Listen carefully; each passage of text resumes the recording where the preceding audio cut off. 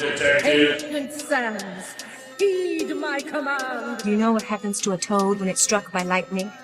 And reclaim these relics of hatred. Morphin time! Same thing that happens to everything else. If the apocalypse comes, beat me, beat me, beat me, beat me, beat me.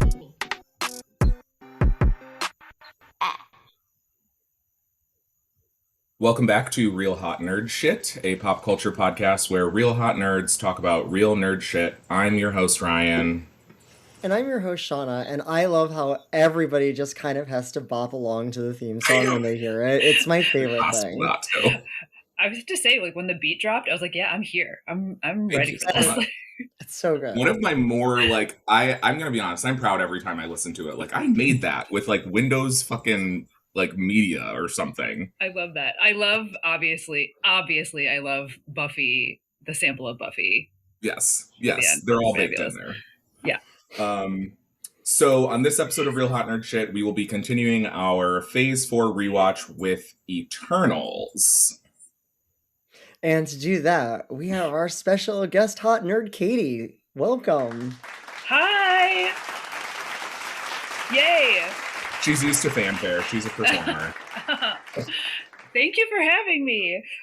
I'm so hyped. So the tiniest of backstories, we won't go too deep into our personal lore, but I think it is safe to say that Katie is my first, like, I've said Anthony is like my first like nerd friend, but we didn't have a lot of like similarities on our nerd stuff. Katie was my first nerd friend that we were like, you like Buffy the Vampire Slayer? And that was like the core of how, other than the fact that we lived down the street from each other, grew up together, etc.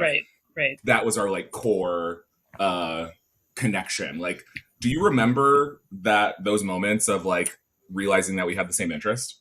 Yes, because it made it into my prom scrapbook, Ryan. Please say more, because I totally remember the scrapbook. I don't know where it is. It's probably in the other room. But so for those who don't know, Ryan and I went to high school together, and I took Ryan to my senior prom. Mm-hmm. And when we were taking photos beforehand, because you have to take a million photos in the backyard, I remember I was singing part of the Buffy musical. Like mm-hmm. I was like singing, I was like humming along to it or something, and you were like, "Hold on, do you also love Buffy?" And I was like, "Yeah, I love Buffy the Vampire Slayer. I've been singing the musical all summer or whatever, all spring." And you were like, "Pimpus, we got another one." Oh my God. The exact quote is in my prom scrapbook, but I would have to go get it. I can see it in your handwriting in the corner of it. Which also does remind me that Katie and I low-key went viral last year because... No! So Katie's senior prom was the year 2005. And apparently there is some account on TikTok that's called like High School in the 90s or High School in the 2000s or something. And we had an AV club at our high school and they took prom videos and stuff. And somehow, for some evil fucking reason, someone put those videos, like the prom videos, on TikTok. On TikTok. And it is a clip from an interview of Katie and I, which also I see you touching your eye also out of like trauma flashback. I had this enormous sty in all my prom photos. I had to get eye drops so I would like look fairly normal in my prom photos. It was absolutely wild, but the prompt was something absolutely unrelated, but we just had to share the fact that we were the only biracial, interracial couple at prom. And I like stuttered or like we said it in unison. No, we said it in unison. It was remarkable. And the threads were like, or the comments were like, Janice Ian and Damien, we love you. Like, girl, do you know he's gay? Like, it's just hysterical. And it went viral, like thousands of views and comments. People Incredible. that like we did not go to high school with, like that friends or whatever, that were like, hey, I saw this video on TikTok. Is this you? And I was like, please don't. Like, no. Dear I God. don't even use TikTok. It's No, really neither do I. embarrassing. No. So I know I had to watch it on your Instagram reels like an adult Yes. because I don't have a TikTok account. thank you. I like my TikToks in 2 to 3 weeks Yes. on Instagram Reels like a fucking adult. Yes. Yeah, exactly. So we have a deep, long history of being embarrassing queer nerds together. But the other thing that I did really want to show you, I'm wearing my Buffy shirt just out of I saw that. It's beautiful. love and respect. Yeah. But Katie did give me for Christmas in 2006, 2005, my very first Buffy the Vampire Slayer figure of Anya Christina Emanuela Jenkins. She's my girl. She's my Forever girl. Forever and ever. Forever and ever. She deserves so much better, Anya. She better As fucking did so get many on women this in Buffy. tea. Correct. Unfortunately, correct. It's actually funny because I don't know if you can see, but I'm wearing my Buffy earrings. Love it. Very coincidentally. Love it. Not knowing this backstory of our special guest today. So I love that the universe guided me to these earrings. It's Sure meant did. to be. It's meant to be. And how very appropriate that the movie that we are talking about today is directed by Chloe Zhao, who will be directing the Buffy reboot and is the reason that Sarah Michelle Gellar agreed to do it, because she trusts Chloe Zhao that much. That's right. I forgot about that. Me too, until like the first third of the movie, I was like, oh, wait, she's directing Buffy. So that's fantastic. We love it. So I'm excited. Jumping right in, the first question that we always ask our guests, Katie, if a nerd is someone who is weirdly knowledgeable and passionate about something that sometimes people may find uncool or whatever, who gives a fuck? We know Buffy, but what else are you a nerd about? I was like, because you sent me this lovely like run of show, I was like thinking about it for like the whole week. I was like, what am I a nerd about? And baseball, certainly Shakespeare, but like theater in general. It's like live theater. But I really thought about it, and I was like, I think I'm a nerd about like how art is made, like. And like I love talking about how art is made, like whether it's live theater or film, television, poetry, writing. I love talking about like the choices that creators make, or the choices that artists make, and like why are the curtains blue? Like the curtains are blue, and like why? And I love like digging into that. So yeah, I'm super excited to have this discussion with you. First of all, I forgot how much you love baseball. Totally forgot. And it's like that is a core part of Katie's personality, is being a like diehard baseball fan. Shauna is also a sports nerd. Is baseball one of your sports, Shauna? It's not. It's been a bigger part of my life historically. Like when I was a kid, my mom took me around one summer to get all of the Cleveland baseball players like signatures on baseballs, and so like I have like Chad OJ and like all of the like like that era of like B list and lower, with the exception of Albert Bell, because I will never forget my mom I went with my mom and my grandmother, and my grandmother goes up to Albert Bell, and with the kind of chutzpah that only a 70-something-year-old white woman can do, goes up and kisses Albert Bell on the cheek. And I just will always remember that as like just that my very very stubborn German grandmother just going like, I'm giving Albert Bell a big kiss, and like, come here, Albert. She did. Yeah. Yep. You know what? If anybody could do it, I believe that. Yeah. I believe. Yeah. Exactly. Yeah, that's amazing. Exactly. I love that. But similarly, I've been talking about this lately, and even with like Sean, I don't know if it rings any bells, but I have loved picking apart the elements of storytelling, like the choices that actors make, the colors that they use, like what they are trying to tell you with the various, like the plot device, just something about it, I lately, I would say, like within the last year, it has been one of my favorite things. And I like will pause what we're watching and be like, do you see what they just did there? I'm pretty sure they're trying to say, like, I love it. And that just, reminded me again how aligned our nerd personalities are. What is your zodiac sign again? I'm a Gemini.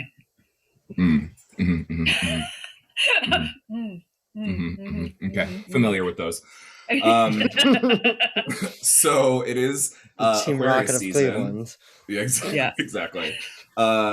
It's Aquarius season, Age of Aquarius. The world is ending, however. So I don't know. We don't have too much in the general banter, pop culture. The one thing that It's been a lot, and it's been a lot. Of course, yeah. Then we also tonight, actually, I think like right now, the full 8 episodes of Wonder Man, starring the absolutely stunning Yahya Abdul-Mateen, is just dropped. And they did a terrible job of promoting it, per the usual when it comes to any people of color in their leads. They just. I was going to say, what are you talking about? Like, I don't. Yeah. Cool. Great. Yeah. As like an OG nerd, does Wonder Man ring a bell? Vaguely, but yeah, not really.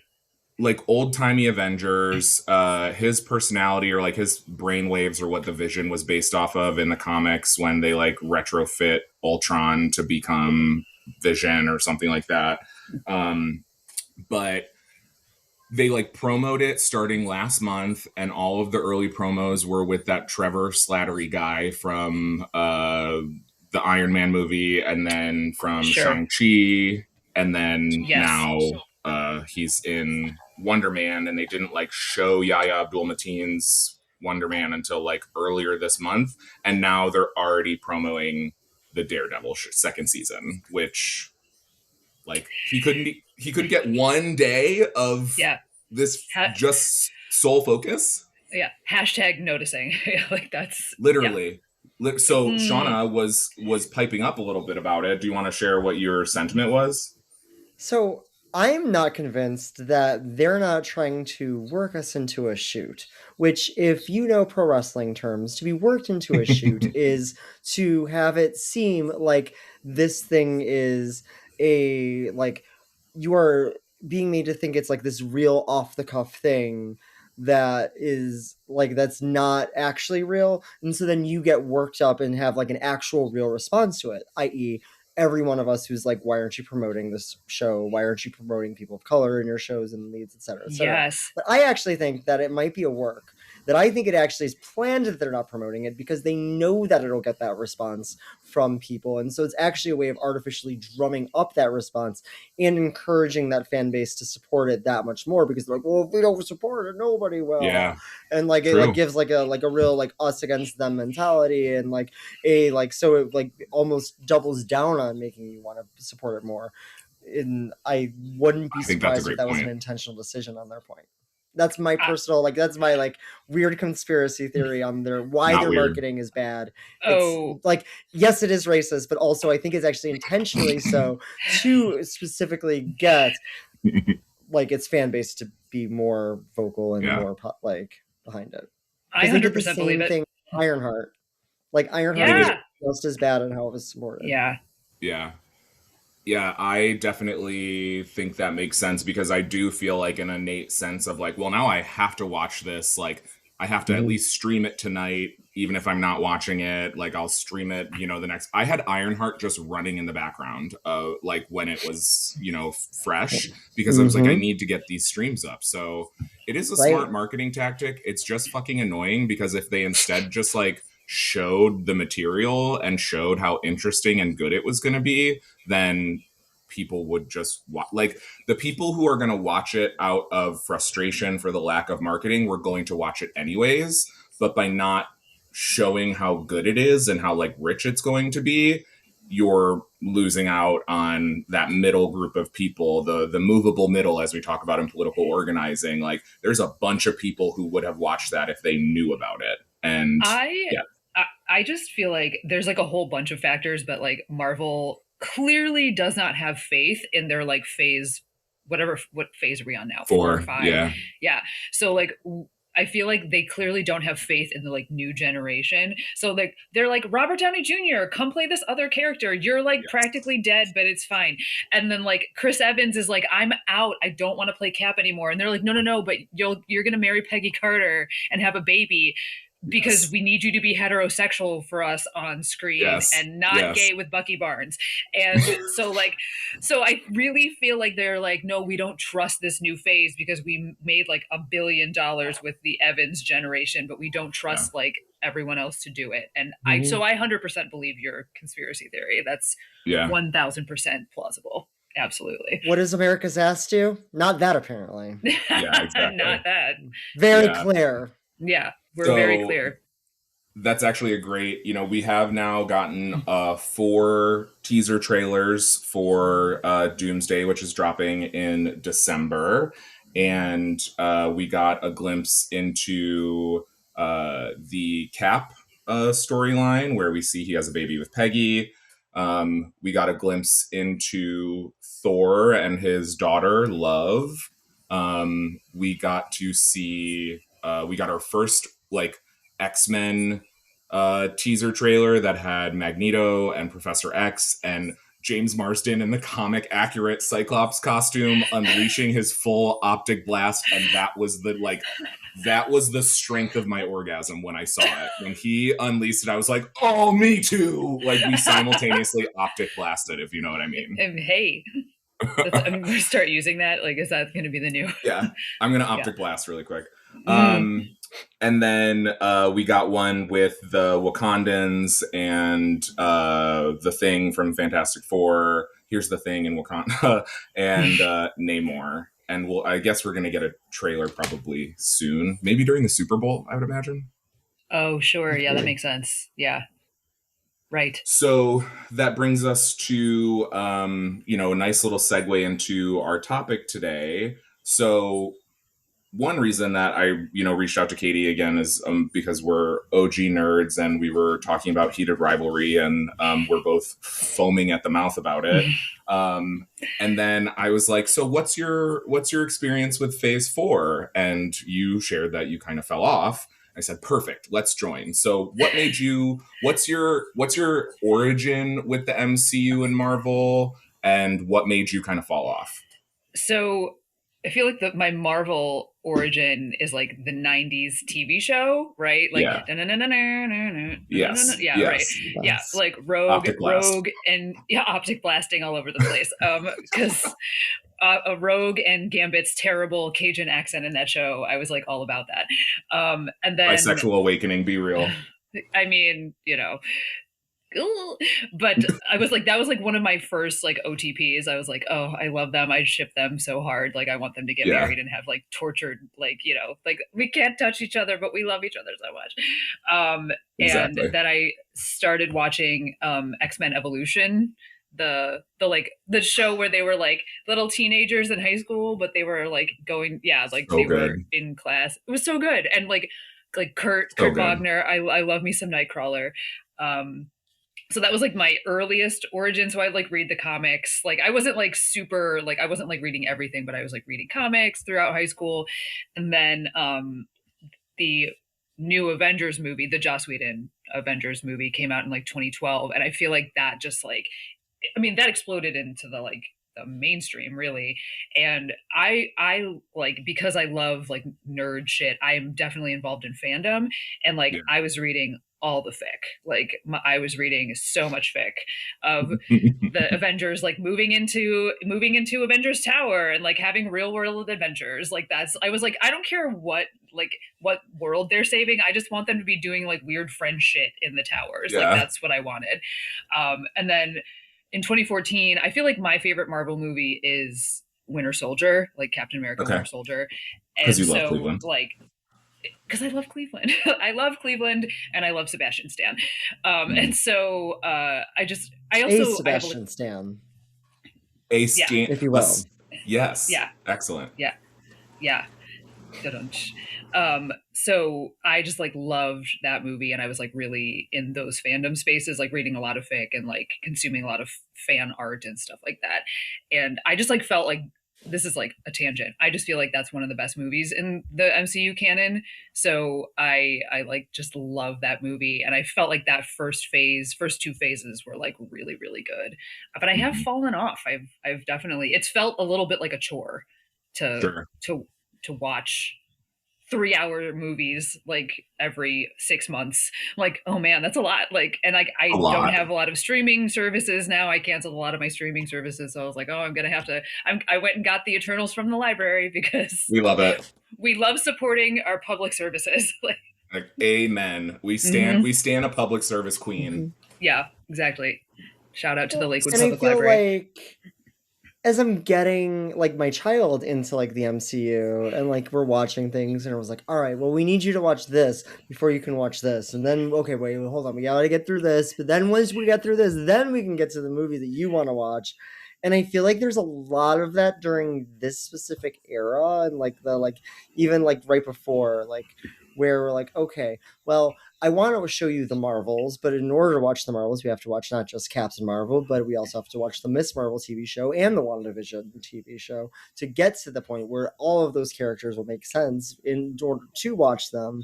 And I think there's a lot of that. That's actually they're not as like you don't necessarily need to watch Miss Marvel, I guess, but also it's more like I enjoyed it thoroughly. So yeah, it was so much fun. Did you watch Miss Marvel, Katie? I did not. I'm really far behind. Like I am just very far behind. Yeah.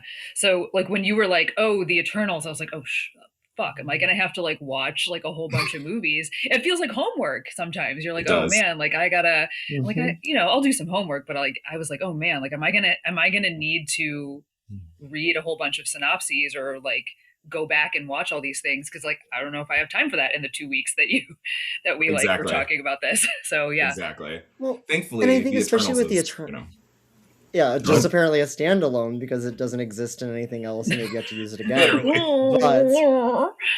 but also like, but the fact that it's like got like a dozen characters that it's introducing for the first time, all of whom are kind of unique and have varying like. These ones are kind of strong, and this one, like, I kind of get it. Fighty, it's blah blah blah. So we can jump right in. I think the other thing that I want to ask Katie. So, I think you are similar to me, where your entry point with Marvel in general was like the X-Men and not like the Avengers. Is that accurate? Yeah, totally. Yeah, I was. Like, I didn't see any of the MCU movies until I think the Avengers came out. And then I was like, I guess I'll watch this. I literally just like didn't like the Avengers. I thought they were boring. What do you mean they don't have superpowers? Like, he's just a strong guy and that guy can shoot with he's a robot and she's a spy. Okay. Yeah. Ooh, yeah. Superheroes. Like, I think that like the X-Men are a little flashier. Like they have, like the story's a little bit more tragic. Like, Well, and it also has the part you were talking about where like you were saying you want the Avengers to just like do real life stuff. Like the X-Men are much more, I think, sort of their stories are interesting because they are trying to just live lives as mutants. And it's obviously this story as the other. And that is, of course, appealing to folks like us as well. So I think it gives you a better... It gives, to me, again, you just have more well-rounded stories. Not that it doesn't happen in the Avengers comics as well, but I feel like that was another part of why I always liked the X-Men the most. They're your messy gay polycule, and who doesn't love a messy gay polycule? Literally. I was like, I'm laughing because it's true. It's true. Well, it's also I'm glad they're making an X-Men movie franchise, but I think X-Men are better in a TV series.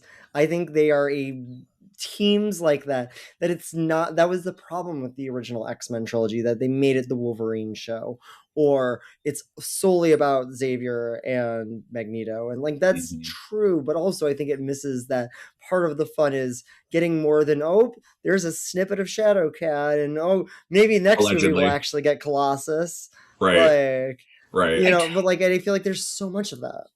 I totally agree. Like the larger ensemble pieces, I think, do work better as like miniseries or TV shows, like because you can say, oh, this episode is about a Professor X, and like, but that's okay because 2 episodes later we'll get an episode about Cyclops and his optic blasts. Not safe for work. Yeah. But like, it should just be a prestige television show. And I think that if it was a 12 episode and it felt like there a bunch of mini movies, I think that it would be not just popular, but I think it would really help cement them as the Marvel leading franchise, even away from Spider-Man. 100% agree. 100% agree.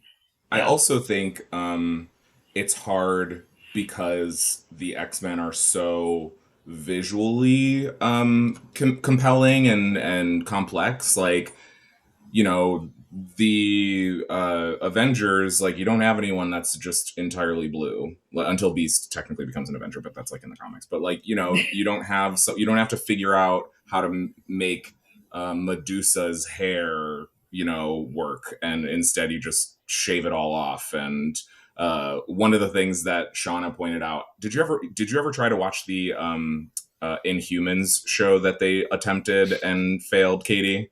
No. Oh, it's bad. It's real bad. It's real bad. I don't think I ever even finished like the first episode. It's terrible.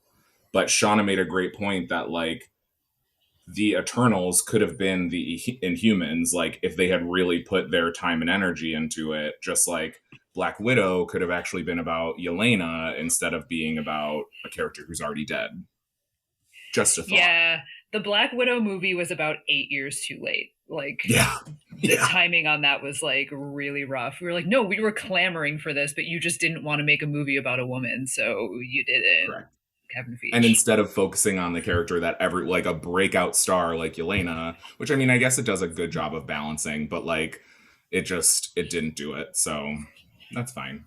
Yeah. Let's jump into our film du jour, The Eternals. A quick summary. Eternals follows a group of 10 immortal cosmic beings created by the celestial Arishem to protect Earth from monstrous creatures called deviants. After thousands of years of protecting humanity and living in secret, the team reunites in the present day to stop the emergence, a world-ending event triggered by the return of the deviants and a hidden agenda.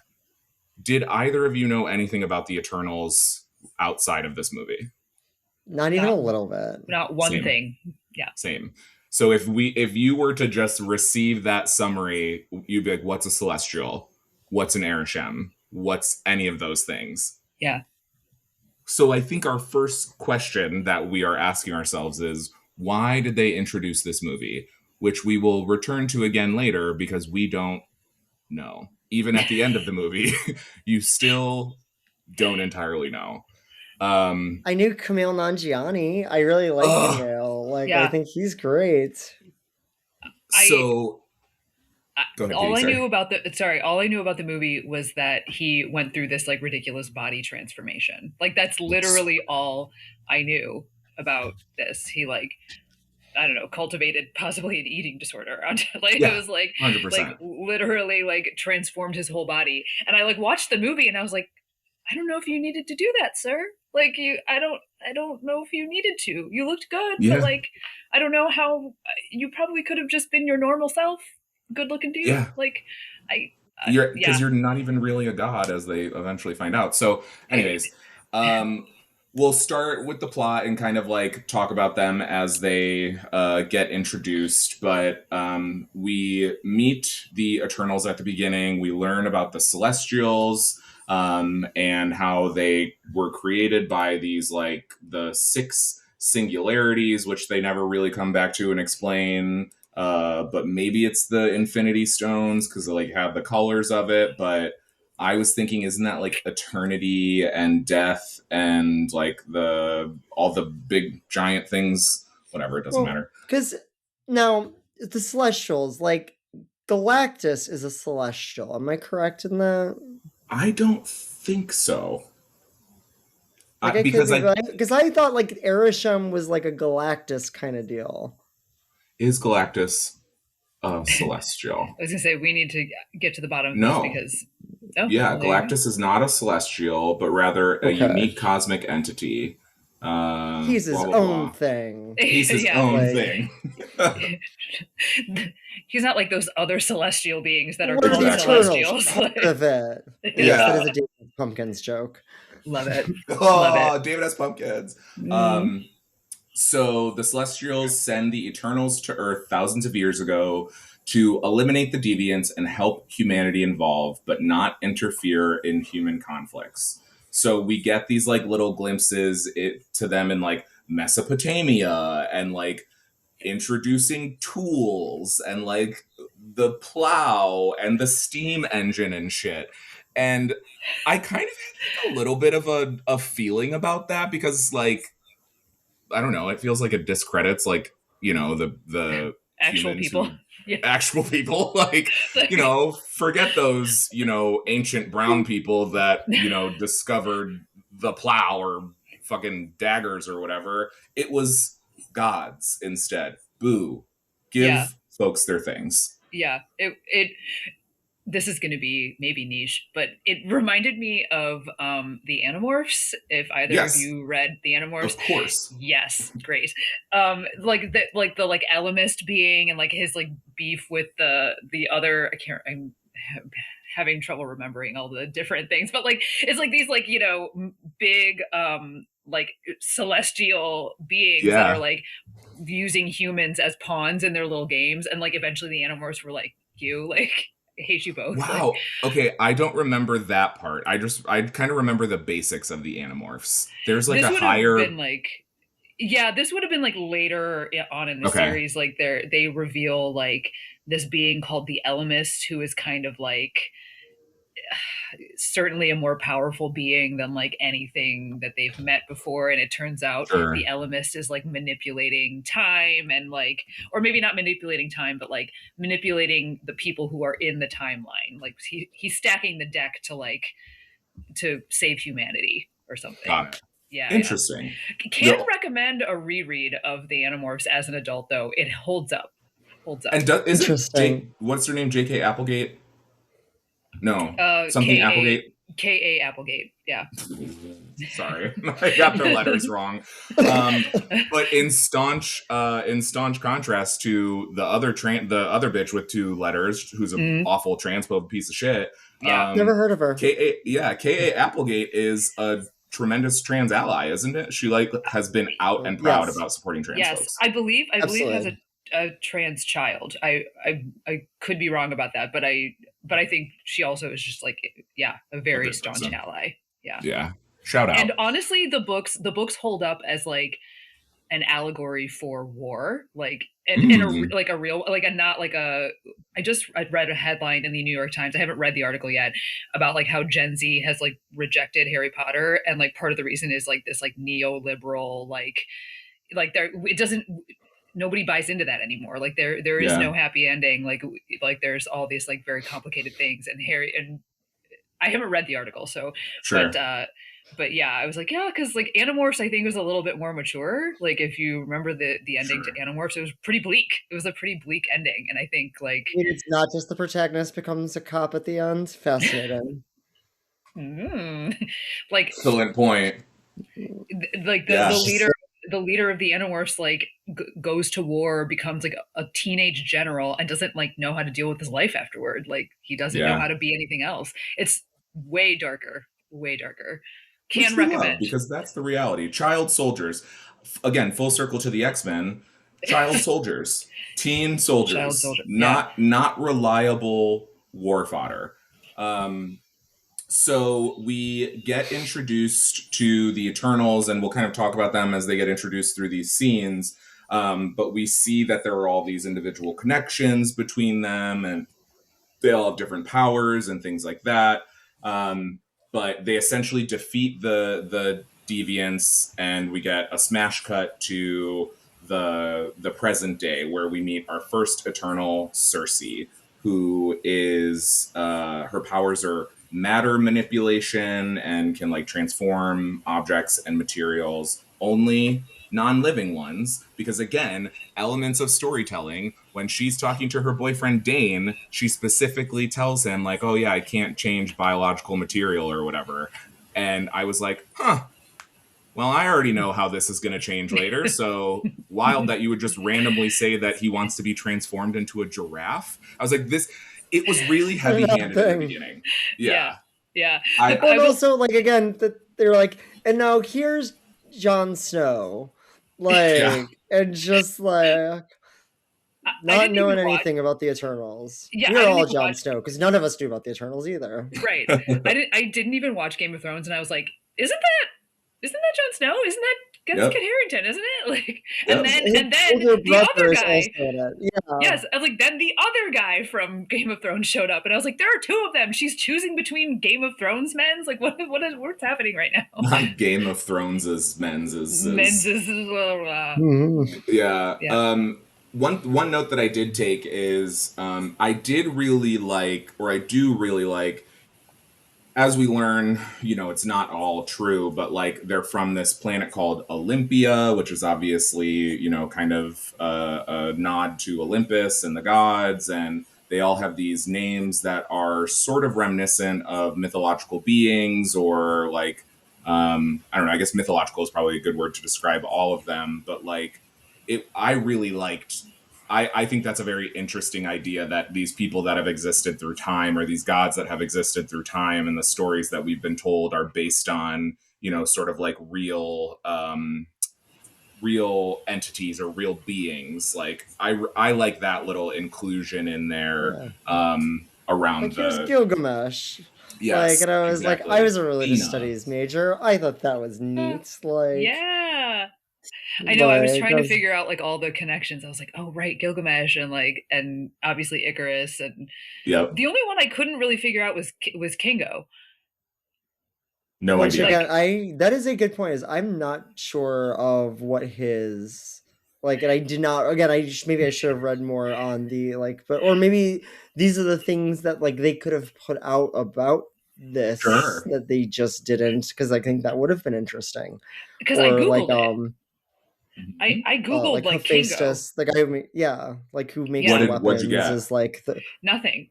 The only thing that came up about Kingo was about the Eternals or the comic books. Like, so I was like, oh, okay. I was like, maybe I know Google sucks now, but like, right, exactly. Did you try ChatGPT because you want to waste some water? Yeah. I was like, because I'm morally opposed. No. Yes, agreed. So as I literally clearly use ChatGPT to put together our run of show, but it's a tool. It's a fucking tool. It should not be the entirety of what we use. It is a tool to make our lives easier. Some of my other notes from this section, I remembered that one of my biggest critiques of the movie is how heavy-handed the dialogue has to be when it comes to the exposition. It's tough. I agree. Yeah, I was watching it and I was like, oh, this is a little bit of a slow start. Like, like I think it's like both of those things. Like Shauna mentioned, like it's this big ensemble. Like it's 10 people. We have to get to know 10 people.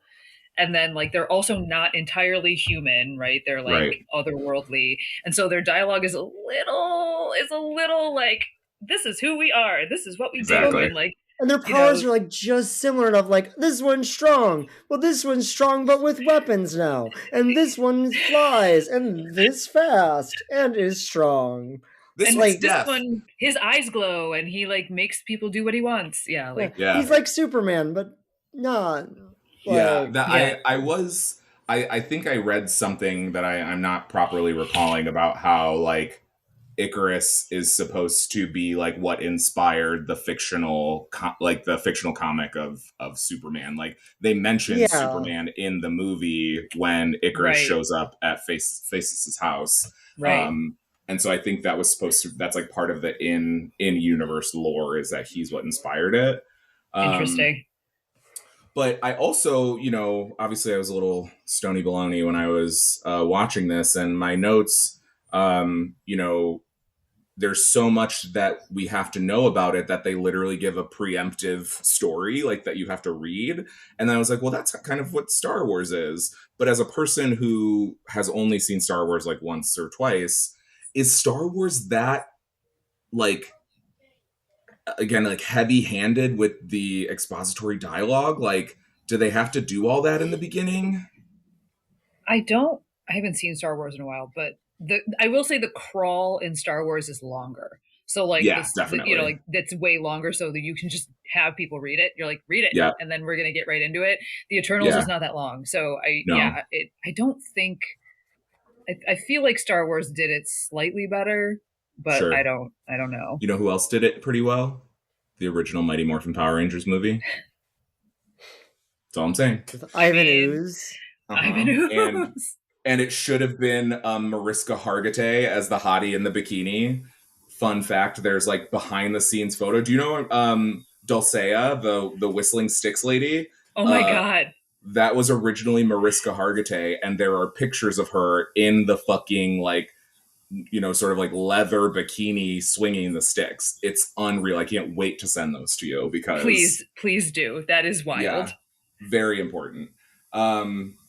So I also noted that it was kind of like the comic books, like the old comic books, like the sort of golden age or silver age. Shauna, correct me. I don't really remember the right timeline, but like I really did not like the old timey X-Men comic books, like the 60s, 70s, 80s books, because that was so dialogue heavy and like everything was explained in word instead of through art, which is, I think, what one of my favorite parts of contemporary comics are, is you just get these incredible splash pages with no words. And it's just like, that's all you need to know. But yeah, I definitely really liked I was grateful when we got through sort of like that first chunk of the first act where they had to tell us everything. And then we got to see their powers, which was really cool.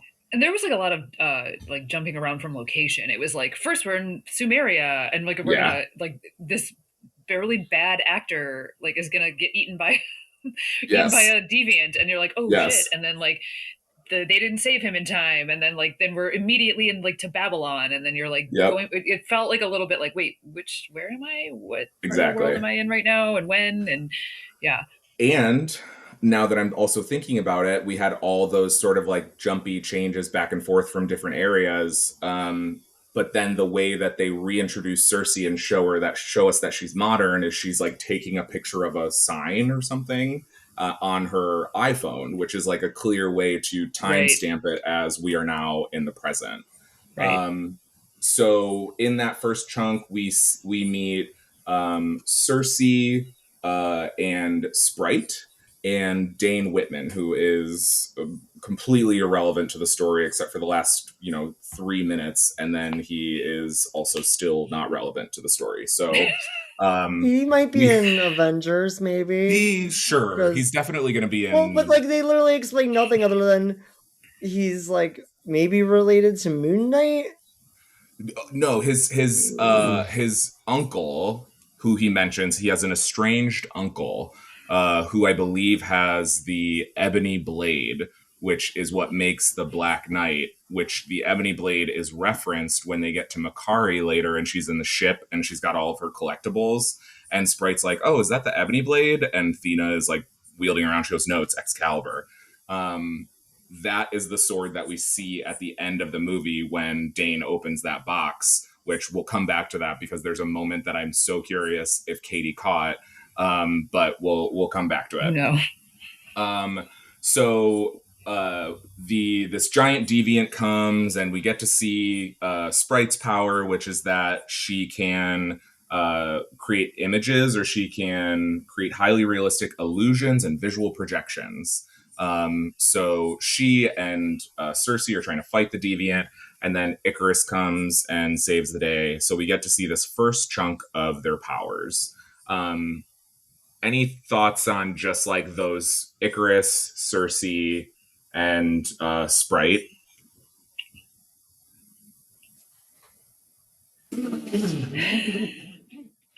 Just exactly. Precisely. Fun fact though, Cersei, the actress that plays Cersei, beautiful, is also stunning. And she is also in Captain Marvel. She is a member of the squad that Carol is on for the Kree. She's like in that same actor is used in there, which is again weird. Yeah, interesting. I just know her from Crazy Rich Asians, obviously. Like she's so nice to look at. She's beautiful. Just so beautiful. yeah. Which, speaking of beautiful, we also did not acknowledge the first Celestial we meet is actually Ajak, played by Selma Hayek. So let's just really quickly talk about how weird it is. And I don't know if weird is the right word. I'm curious what your all's thoughts are on the inclusion of these like huge name, like award-winning actors who, like, I never would have thought I'd see Selma Hayek or Angelina Jolie in an MCU movie. What are your all's thoughts?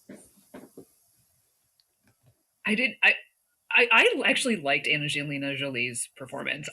Like I thought I was like, God damn, if she's not so fucking luminous. Like Truly.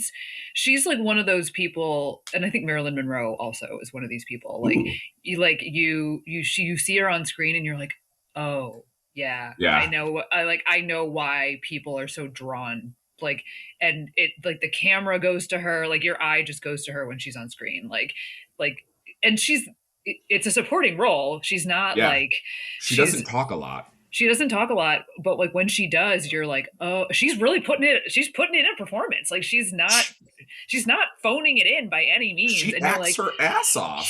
She really does, and she has that lovely connection with Gilgamesh. Like she gets this lovely little storyline, and you're like, fuck yeah, Angelina Jolie in the MCU, okay. And then like we never see her again. Like, okay, great. So, I mean, maybe instead of trying to like talk through this plot, because so one thing that Sean and I laughed about was no one wanted to record about the Eternals. I'm gay. It's like I love that. I was like, yeah, sure, I'll watch this. Like, whatever. I was so excited. Like, when the idea came to me, I was like, oh, wait, that's actually such a great idea. And then I was so nervous that you're going to be like, I don't want to watch this movie. Like, I was so nervous that you were going to say no. Because no one wanted to watch it. And that's like, I'm so glad to have you here. And I can't wait to do a movie that's like really exciting and fun with you. But wow, it just... You said so much about the Eternals there. It's beautiful. Well, okay, so let's say that. It is a stunning visual movie. It's shot very well. It's kind of a mess, though. Say more. Yeah, I want to hear more. It's such a mess of a movie. Like, I just feel like it's not doing anything. Like, it meanders, and it has so much character blow. Like I was like, when I realized, like, oh, they still have to go recruit 2 other fucking people. Yes. Like, I was like, how have they not gotten the band back together already? Like, how are we still gathering people again? Like, it was like, it just, it's like, all right, like, maybe it's, like, it's just, there was so much, and again, like the whole plot of, like, the bad guys being, like, you know, a bad first draft, and I just feel like this movie was kind of a bad first draft. Like, they didn't know what to do with this phase, and then that's how they get the Eternals. I texted a friend of mine, and I texted like a group chat, and I was like, hey, has anybody seen the Eternals? Like, I'm watching it tonight for, like, I'm going to be on my friend's podcast. Like, you know, I just want to, like, kind of to test, you know, get the room temperature. And a friend of mine texted me, and she was like, yeah, I saw it. You like, it's solid. I enjoyed it. You know, like, I'm sure she didn't see it in theaters. I'm sure she, like, you know, was streaming it. And I texted her after, and I was like, okay, my capsule judgment. It's a solid, like, couch movie. Like, okay, like, I watched it. There was some, like, good performances that I enjoyed. Some of the visuals were very beautiful. And then, but I was like, yeah, it kind of was a little bit slow to start. And I think it would have been better as a limited series, like a 6 episode, you know, 8 episodes. Like, really get to know all these characters. We can get the band back together in episode 2 instead of, you know, like, we don't have to, like, cram this all in. 6. A team of 6. Yeah, 10 people. I was like, wait, hold on. There's 10 of you? Like, I literally, the first scene where they're all, like, sitting around the Arishem statue or whatever, and they're, like, you know, communing with the cult leader, because that's what it also felt like to me. I was like, oh no, they're all in a cult. We're all in a cult. You're all in a cult. 100%. Like, and so, like, I'm watching, and I'm like counting. I'm like, 1, 2, 3, 4. Oh my god, there's 10 of them. We have to get introduced to 10 people in the next 157 minutes. And, which, like, again, wild. wild. And I like kept I like looked up and I was like, okay, the pacing is a little okay, fine. And I kept looking up at like different intervals, being like, wow, we're only halfway through. Like, Mhm. okay, like, all right, like, got it. Yeah. I can see why it didn't. I mean, it's pretty telling. The only thing I knew about the movie was Kumail Nanjiani's failed, or I guess successful, body transformation, but Yeah. the failed movie. Like Right. that's literally all I knew about it before. And then before he thought there'd be more Marvel opportunities. Like, all right, I'm staying buff. yeah, and Still waiting. oops. Ooh, Yeah. like, Well, like, Yeah. I but- did see on his stand-up special, he was like, but I actually really like looking like this, so I'm probably gonna stay like this. And I was like, Good for him. I don't hate it either. Good for Emily Yeah, Gordon, who's yeah. a sweetheart. Good for Emily His wife is Gordon. Yeah. Well, but like Mhm. honestly, having watched this and Shang-Chi, two movies that when they came out, I was like, I don't really have any interest in because I don't know the characters and I don't really like it. Just neither really spoke to me. I had the exact opposite feeling after watching Shang-Chi. I was like, wow, this was a missed opportunity. This was poorly marketed. This was a much better movie than I was expecting. I thought it was really fun. I thought the concept was interesting, the way they explained the past, present, all of that, and had an interesting hook for the future. I just don't feel that way about the Eternals. I feel like it both neither set anything up for the future, like I guess like Yeah, here's Eros now, like a guy. we'll get to that We'll mess. get there, but I'm like, oh, and actually, just kidding. Guess who? The boyfriend's also a guy. Right, the boyfriend's also a guy. Guys. Literally. I need No, to write that down. there The are actually more people that should have gone. There were so many fucking people in this movie that Yeah. even the people who were in it didn't get a full fucking go over of who they are. Yeah. Shit. What are we doing? The math of that is actually wild when you think about there's 10 characters that you are supposed to have some investment in, but only 157 minutes, which means that each of those characters, if they were to get 10 minutes of screen time, you still have wait, I'm really so bad at math. You still have a whole other hour almost. You still have another 57 minutes left. What the fuck are we doing? Can we consolidate here? Like, so, we get these first couple, and then I think we get introduced Like the X-Men didn't focus on 10 fucking X-Men. No. Like, shit. No. We Yeah. barely got 4. Please. Mm. Mm. Like, so... I wish we got 10 X-Men. Why couldn't this Yeah. have been the X-Men? Right, exactly. I Would have watch been better as the 107 X-Men. minutes, Yeah. Always. That's a tagline. Richard Madden, a British Cyclops, because he's already shooting lasers from his goddamn eyes. Like, so Yeah. you like, Is that what who are we that is? doing? That's Yeah. Icarus. Okay. Yeah. So, Scottish. we see Ajax is dead, and that these deviants are basically sucking up their powers, and there's this one main deviant, which, like, again, another guy that I'm like, there's a villain guy who's a... Because he becomes a guy. He becomes a guy. Yeah. So you said that you just said like, oh, the main deviant, and I was like, there's a main deviant, like literally, Yes. like Yeah, the Okay, one that I believe you. the one that Thena just like dispatches very, very quickly, despite Yeah. being like everyone's like he beats everyone's ass throughout the entire movie, and then Thena gives him like a quick whirl chop, and he falls to pieces. Like, Yeah. okay, that's not lining up with what I expected. I thought he was supposed to be the big bad, but what was his point? Nope. If he just dies that easily, what was the point other than to get us to this fact that like the deviants are actually victims and the celestials are bad and that the eternals are not actually gods? Yeah. Like, That they're in a cult. They're in a cult. Everyone's They're in a cult. That's yes, like that's it's colonization. It is the indigenous, peoples being slaughtered by incoming colonists for the sake of developing a world, and then they're going to destroy that world anyways, which is what the colonizers have essentially done now. So, okay, Eternals, there's a little bit of a But also, metaphor there. That kind of what Marvel generally did with all of these cultures and backstories and gods and religions, and like they really just were like, actually, it's all been Marvel all along. Just It was kidding. Marvel all Oh. along. yeah. Yeah. Great. So, Oh my gosh. By the way, my child was like, wait, isn't there an Agatha all along? When does that come into play? I'm like, don't you worry about it. don't you worry. know. Did They're you watch literally like- Agatha all along, Katie? I have not. I'm the worst. No, it's Oh, no, okay. but It's okay. It's very good. Do you? That's what I've Are heard. you? WandaVision? I'm sorry. What'd you say? Did you WandaVision? Yes, I watched WandaVision and Okay. I watched the first season of Loki. So Okay, yes. so you can watch Agatha all along. Like there'll be some parts that won't necessarily make sense, but it's pretty self-contained. But do you know that Patti LuPone is in it?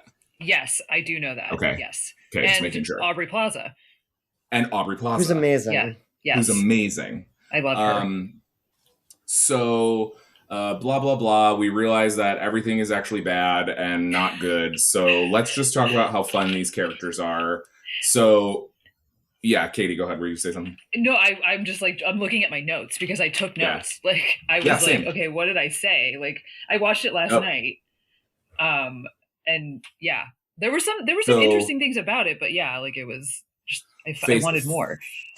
After we meet Ajax, we go to Kingo, who is Kumail Nanjiani, who I really liked the idea that Mayor he Richard was Wilkins this- the third. Yes, Mayor Richard Wilkins III, like, holy exact same guy. And, you know, I love that idea that he's just been, like, gaslighting people into thinking he's different people over, This these Bollywood generations. dynasty. Yes, I love a Bollywood dynasty. I love him having a valet. Like, I think Kingo is my favorite character out of all of them because, one, Kumail Nanjiani is so hot. Like, I think Fair. I thought he was attractive before he was ripped. Now he's also even more attractive. And he's funny. He's so He's funny. so funny. Yeah. Very funny stand-up. Like his Call of Duty joke still like is one of my like favorite like sketches. Like I can't say I know it. oh my gosh, yeah, because he's like, I was playing the new Call of Duty and they go to Karachi and I'm like, I'm from Karachi. Oh my gosh, hey, we should go to over there. That's a great convenience store. We should stop it. And like he's like just like giving like it's just a Karachi is a real place where real people live. Call of Duty. It's kind of wild. Yeah. So Kingo has like shoot 'em up hands, which I think is cool that he basically does gangster hands. Yes. Yeah. Yes. Kamehameha also. He goes he full gotta shoot Kamehameha. things. Yeah. He's a Yeah. shooty guy. But he's like Be quippy confused with about eye it. shooty guy. yes. Not Or- eye shooty guy. Big He's punchy hand shooty guy. guy. Yeah. Hand shooty guy. Yeah. And then Phaestus, who can basically make whatever he wants to with energy constructs, a very useful power, I guess, to be able to just beep boop beep boop beep boop. So Forge. Yeah. Yeah. He's Forge, but with energy. But also Basically. literally And- Forge Yeah. because he's based off like Hephaestus, the Hephaestus, Greek yeah. god. Yeah, Yeah, is exactly. the god of the Forge. I thought his Exactly. performance, specifically, I thought his performance was lovely. Brian Tyree Henry, right? That's It was very good. So good. I was trying to find the most respectful way to say, first of all, his husband. Second of all, his Actually, husband, one of the a gay his husband not there being was even white. a I'm gay- sorry. I just had Oh to my say, God. like, I was so thrilled that they didn't make it. I'm always going to want to see Black love on screen, especially queer Black love. But I also am thrilled to see two queer people of color loving each other. When he was like, Habibi, you have to go, and I was like, oh no. Flood the basement. Flood the basement. I was moist. Habibi? I know. Doesn't that say everything? That this even has like a gay like one of the main characters is gay, and it was like an afternote, an hour into us doing this, Yes. and we didn't come up. Like I was think like, that says something too about this movie, Mhm. I but also know. like nobody cared. Like No. gay people weren't claiming it, bigots weren't trying to boycott it. Nobody gave a shit. Like Yeah, because nobody doing? saw it. Exactly. I will say their son, breakout star. Mm. Star, Too cute. one of my favorite characters. He was so freaking cute. I loved his interactions with, especially after he finds out kind of like who his dad is and stuff like that. It's really, really, really endearing. I just My thought all their all-caps- scenes were so cute. Like they were Yes, so lovely agreed. and very human. Like it felt Yes. very like lived in. Yeah. And For it the, also like, gives 10 a minutes we got. reason. Right. It gives a reason why Phaestus would feel so strongly about saving the world. Like, so the primary conflict is no longer about the deviants. It's instead about the fact that there is a celestial that is feeding off the energy of the humans living on the planet. And the reason they need to destroy the deviants is because the deviants kill people, which basically slows down the incubation process. But this celestial living inside the earth and growing named Tiamat is ready to explode, and they have to stop it so that the earth doesn't explode. And it creates this divide between the celestials where you have we didn't get to the other ones yet. Sorry, we'll get to that in a second. So then we also have Makari, who has super speed and is played by a deaf actor. The character is deaf.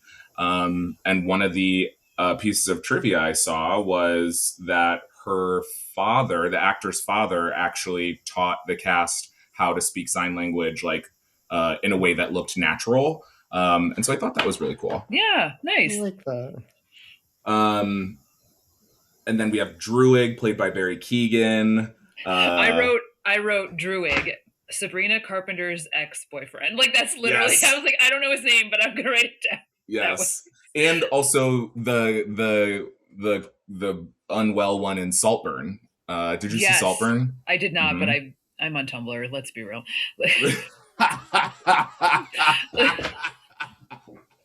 I swear to God, I saw something about the same thing with like Heated Rivalry. It's like, no, I haven't seen Heated Rivalry. I have Tumblr. Like, I already know. I've seen all the good stuff. Yeah, like.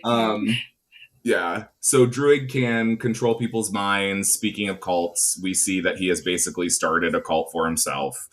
And in the rainforest? Question mark? In the rainforest. I don't remember tropical where. rainforest. Yes. Yeah, we love that. Gilgamesh, played by a man who, in the least problematic way possible, I absolutely superimposed Wong on. I felt so Gilgamesh. bad because like I was like, wait, no, they are just different a actor. very Different actor. similarly statured, Yes. like just Similarly very featured, similar sounding. And actors. also, like, the first half hour of the movie, I literally had to keep telling myself, like, stop looking for the other connections. Like, stop looking for them. Because, like, I was convinced. I was like, oh, is Wong an Eternal? Right. And, like, I just missed something in the other Yes. movies. Like, I was, like, so confused. I was like, wait, hold on. Am I supposed to be looking for a connection here? And then I was like, oh, no, I'm not. Like, it's not. No, that's not that is the answer to that question throughout the movie. Is there a connection? No. Although, one note I did make. Also no. Also no. I did like one of the things that the MCU, properties has continued to do is like they sort of casually reference the blip. And I do think that is like an interesting, part of the MCU story that like, even the one thing that both Sean and I will tell you, like Phase 4 has a lot of good stuff, a lot of mid stuff, and then there are a couple of things that you should just actively avoid. One of them is Secret Invasion. It is god awful. It is absolute trash. However, the antagonists in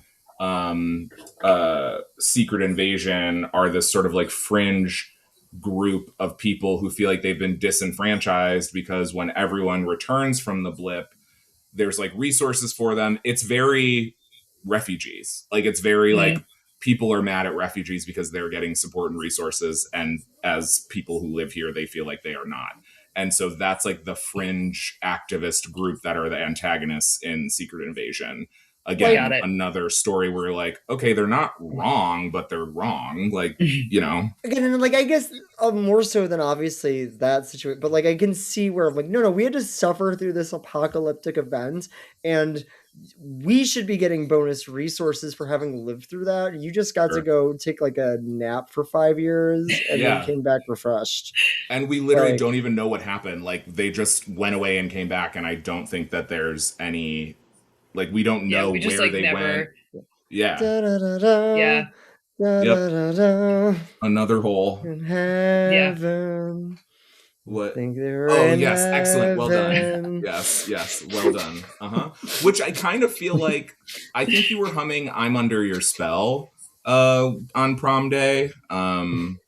Yeah, But maybe probably. it's Or yeah, it's from I the would have to. anyways. Yeah, I would have to look. It's fine. We'll survive. Yeah. And then the last one who we haven't talked about, who we have mentioned, is Thena. Her powers are that she serves absolute face. She is the very definition of cunt, and she makes weapons with her energy. Like Yeah. Angelina Jolie. When I was watching her do like the fight scenes and stuff, I was like, work Tomb Raider, like that action movie you took on however many years ago really paid off big because she's a great action star. She is. Like I was like, oh, okay, she's gonna like phone it in, like whatever, like what. Right. I wouldn't blame her, but like, no, she gave it all. She gave it everything she had. She was like all this pathos and like she was like losing her memory and like she's also kicking ass. And I was like, what can't she do? Like this is, and she looks good as a blonde. She looks great as a blonde. She looks so stunning. So does Shauna. She looks so stunning as a blonde. And I do think I saw something about how the reason that she did it was that like her kids like the MCU, and so like she wanted to because obviously like most of these actors are not hurting for work, but like when you think of again like these prestige actors like Selma Hayek and Patti LuPone and Angelina Jolie, you're like, do they need to take a Marvel movie? Like, can't they probably just not? But I guess I could see like if your kids love it, wanting to be a part of it. Just to be so like, I respect her for that. Totally. And she didn't phone it in. Like she was like, no, I'm here. I'm gonna do it. Absolutely remarkable performance. I mean, I will say, I think, in terms of the film itself, the actors all did really well. I really struggle with Selma Hayek's acting sometime. I gotta be honest with you. I don't always see it for her. I would agree with it. It's out on doing Dogma. And I think if we got to see her as the muse in Dogma, it might have made us feel differently. Yeah. We did do a run of Kevin Smith movies. We didn't get to Dogma though. I love Dogma. But honestly, my note about Salma Hayek was like, yeah, she can be kind of. She's not really acting. She's just kind of playing Salma Hayek as like you're like, that's just Salma Hayek like hanging out in space, which okay, great, whatever. But like I literally wrote down, I was like, somebody put her in a Western because she looks good in the denim and like the sheepskin. I was like, and the braid. I was like, oh yeah, like put her on a horse. I'd love to see her in a real Western, but like that's not what we're doing here. So yeah, guess we're gonna go to space instead. Guess we're gonna throw her off a cliff to reveal that Icarus is actually the bad guy. Never trust a hot white man. T. And also never mind this. One of my campaigns over the last couple of years has been like, stop telling white men they're good at stuff just because they're hot. Specifically, singing. There are a lot of white men who are attractive that just get on the microphone and sing, and people gas them up because they're hot. And that's in this essay. I will. I do theater, so yes, I'm an actor. I'm quite well versed in the like, hey, we need a warm body. Can you maybe carry a tune? Like, great, overconfident white man. Yeah, yes, exactly. Yeah. So those are our characters, except for Dane Whitman. So the team splits because they find out all this stuff where, again, we already talked about it. Like basically the Deviants are just kind of mad that they have been killed over and over and keep getting put on these planets. And the Eternals basically decide that half of them or a chunk of them want to save the world. Some of them are like, no, this is our purpose. We have to see this through.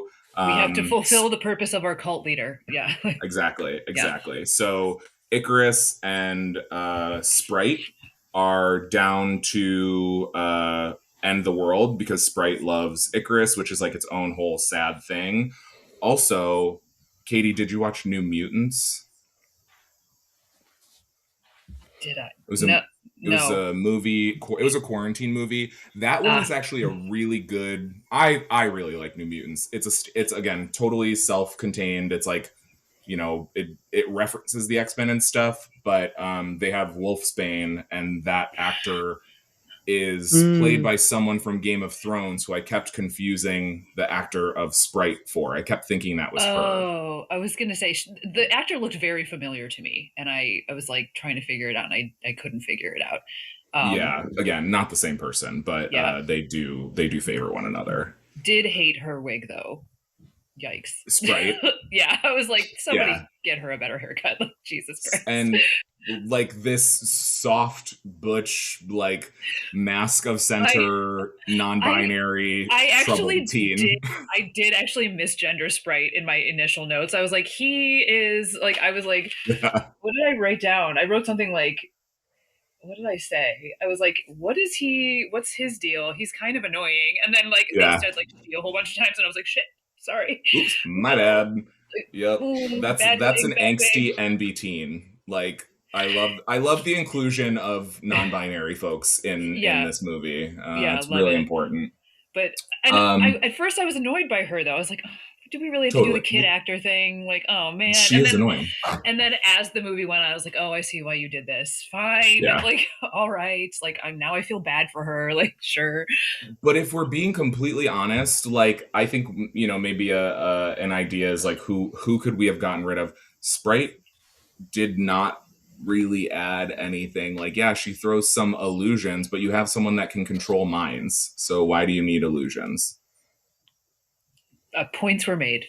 Well, and isn't that just it though? Is like, and again, like I'm like, okay, I see, but again, even had the most plot of like, again, the literal Peter Pan plot of Tinkerbell can't fall in love with Peter Pan because Peter Pan loves Wendy. Right. Like, I get it. Well, and also because she's a child and he's an adult and eternally. But she's not a child. She's like literally just looks like a child. Again, yes. Same concept like, though. Like they're but again, literally the like, so a bit like again, why would you make one of them a fucking child? Like it's not that compelling. Yeah, and like I got like what they were doing with the whole like like I've been watching them. I hate being on Earth because I see humans be born, grow up, and then die, which is something I cannot do. And I was like, okay, but like it's the whole I don't watch the show, but it's the Claudia problem in Interview with the Vampire, right? Like she's turned into a vampire at the age of like 15, so she looks like a child, but she's clearly hundreds of years old, so she's an adult mentally. It's the whole like it's that thing. It's that problem. And they like fiction still hasn't solved that problem, I guess. Like and they just frankly a Marvel movie just isn't equipped to answer that question compellingly enough other than the very base level, well, I'm jealous. Well, fair, valid. Okay, totally. But now like so I'm gonna kill you. I don't know. Yeah. So I want the world to end so I can be reborn maybe as an adult this time. Like, great. Okay. No whammies. Damn it, child again. Child again. Best I can do is kid again. Then they are successful at saving the world because they make this Unimind. At the point where they are like, it is like optic blasting, climaxing, I'm like, okay, right, it ends after this. I'm like, wait, no, it doesn't. It ends after this. Wait, no, it doesn't. It ends after this. It was like one of those movies where like, Jesus, this could have ended 3 endings ago. And instead they chose to just run out the clock. Like, it was too long. They could have chopped so much off at the end, including the post-credit scene, which let's touch on those post-credit scenes. So we see Dane Whitman open this. Oh no, the first post-credit scene, is it Eros or Dane Whitman? Which one's first? It's Eros. Eros is the first one. And I literally watched it and I was like, I know we're recording this tomorrow. And I just like texted you and I was like, Harry Styles? Like, there was no interaction between like Katie saying like, okay, great, this time will work. And her texting me saying, I know we're going to talk more about this, but Harry Styles? What? I literally felt like the Tiffany Pollard gift. I was like, I'm like, is that what? Like, what is he doing here? And why? And why is why? Patton Oswalt voicing a drunk fucking gnome creature? Was that? Oh Who's my God, the brother of Thanos? Yes, and then Eros is the brother of Thanos for no reason. Like what? What a family! What a like, what is happening right now? And why doesn't he have a nutsack chin? Or is purple? Why isn't he purple with a nutsack chin? In the words of Chris Pratt's only good part of that entire his existence. Chris Pratt. Yeah, so they all split up or whatever. Like, Cersei goes missing because she gets abducted by Arishem with, I think, Athena and someone else. And then they're on the ship with, like, Druig and maybe, I can't remember who's where. But I think it's Druig, Yeah, they all split up. And wait, isn't that a problem though? Like, yes. And then they're all somewhere. Then they're all somewhere. They're on this ship. They're not on their ship. They're with Arishem in the place, and they're like, "Where'd they go? We have to find them." And then like you figure, then you find out that Icarus has betrayed everybody the whole time. Never trust a white man with a jawline, and like, yeah. And so you're like, oh, okay. And also remember, Icarus died because he flew into the sun, which. You know, which I guess that is kind of to do on purpose. He suicides, like he suicides in this movie, which they telegraph. They do telegraph that, but very like much it's so. You know, it's very much like it's like, oh, he doesn't. There's no redemption arc. There's no like, I don't know. It just felt like they could have dealt with it in a longer way if this is a TV show. Like there could have been more. There's like a fallout. Or something. Well, like Steven Universe, when like the arm comes and fights out of the planet's core, because it's kind of the same thing. I mean, when Icarus comes back as a giant limb voiced by Patty LuPone. Or more like the celestial that's in the Earth's core is like the plot of Steven Universe. Sure. That is true. That is true. Right. So that's that scene. Like Eros shows up out of nowhere. He's another Eternal, and he wants to help them find the other Eternals and start telling them all the truth about what's going on. They're basically going to be whistleblowers of the fact that they're synthetic beings that are sent to destroy planets, which, okay, cool. But like, I certainly don't think that needs to be a sequel. I don't think we need that. No. We're good. Keep it. Again. Do you think Thanos shows up again? Do you think like the Thanos is weird? You mean Harry Styles? I don't know. He just released a new song that's really good, so I'll give him that. Didn't he do he just did a movie with Florence Pugh, didn't he? Oh yes. And his performance was widely panned, I believe. Okay. Yeah, that kind of checks out. I mean, not everyone needs to cross over. You could just make great music and wear cute clothes and do your thing. Two separate skill sets. And that's okay. Yes. You don't have to be good at everything. Not everyone's a resident Katie Atkinson with the singing and the acting and the dancing. So then the second cutscene, we get Dane Whitman, who's like clearly unwell. In the movie, a couple times it's mentioned that he needs to like reconcile with his estranged uncle, blah blah blah, and then he's like opening this box that has a sword, which the only reason I know, I think it's probably because like Uxie told me or something, or I went and looked at it, but that is the ebony blade, which will make him the Black Knight, which is like, kind of the part of the mystical side of Marvel. So what's the Midnight Suns? Is that a group of heroes? Like it's apparently like users. It's the Merlin sword, basic. Like it's the like something like that. Yeah. But it's not the Necro sword, which is in Thor: Love and Thunder, which is another one that I would just say skip. Don't bother. So many swords, so many stones. So many swords, so many stones, so little time. So as he's getting ready to touch the ebony blade, we hear an disembodied voice say, "Are you sure you're ready to do that?" Katie, could you tell whose voice that was? No, I could not. I'd have to listen to it again. Yeah, I'd have to listen to it again because I was like, wait, what? Like, yeah, it's Mahershala Ali's blade. which doesn't exist anymore. Oh, which doesn't So- exist anymore. So Exactly. So literally, this movie is just a black hole. Like, This, But also, it's why? a black hole. Like, Yeah. Why would Blade be there?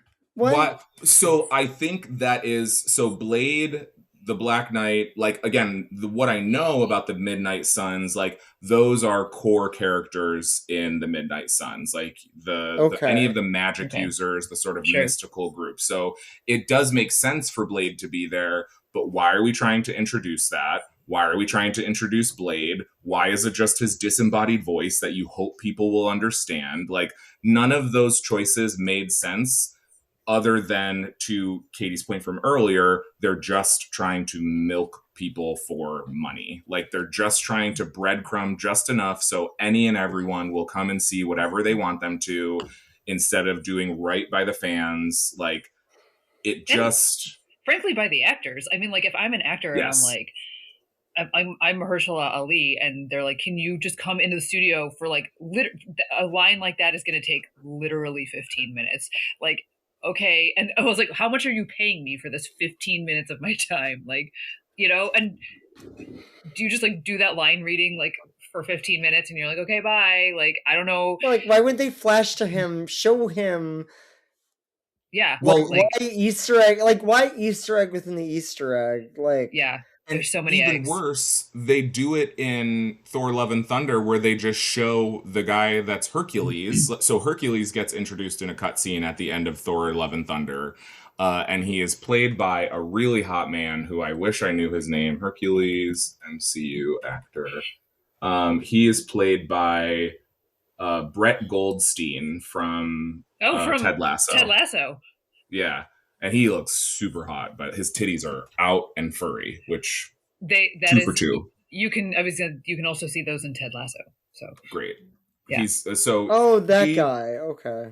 Yeah, he plays. So again, they could have showed us Blade, but which now actually makes me think like, so to your point, Katie, like you have this incredible actor, you have Mahershala Ali cast as Blade, you have been talking about him playing Blade for years. And then you get the opportunity to show him, and instead of showing him, you just have his voice. And then now smash cut to however many years later, and they've basically indefinitely shelved the Blade project.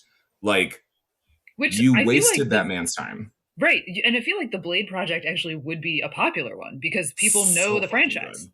Yeah. So and, fucking good. like it's good, and also Mahershala Ali is fucking great. Like, why would you not? Like, yeah. So I think one of the other things that is like sort of relevant is just, I always wondered in Deadpool and Wolverine, sorry, Katie, I keep asking you these questions. Like, have you seen this? And I feel like such Have a you fucking seen it? weirdo. Well, did you see Deadpool and Wolverine? I didn't know because I'm the asshole who has not watched any of these movies. Like, but I watched this some of one them are just for kind of you. like relevant. Okay, Yeah. thank you for that. I appreciate it. Deadpool and Wolverine Um, also worth it though. Deadpool I like and the you Deadpool. get Yeah. a lot of payoff from some of these older characters that have been neglected. Sure. So there's a Wesley Snipes' Blade does make Nice. a cameo. Nice. And one of his lines is, there's only ever been one Blade and there's only ever going to be one Blade.